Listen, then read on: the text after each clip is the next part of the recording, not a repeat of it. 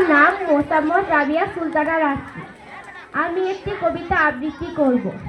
কবিতার নাম সোনার তরী। লিখেছেন রবীন্দ্রনাথ ঠাকুর। গগনে গরজে মেঘ, ঘন বর্ষা, কোলে একা বসে আছি, নাহি ভরসা। রাশি রাশি ভাড়া ভাড়া, ধান কাটা হলো সারা, ভরা নদী খুর ধারা, খর বর্ষা। কাটিতে কাটিতে ধান এলো বর্ষা, একখানি ছোট ক্ষেত, আমি একলা।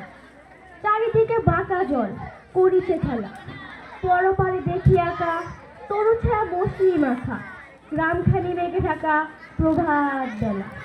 এ পারেতে ছোট ক্ষেত, আমি একলা। গান গেয়ে, দড়ি বেয়ে, কে আসে পারে, দেখে যেন মনে হয় চিনি উহারে। ভরা পালে চলে যায়, কোনো দিকে নাহি যায়, ঢেউগুলি নিরুপায়, ভাঙে দুধারে।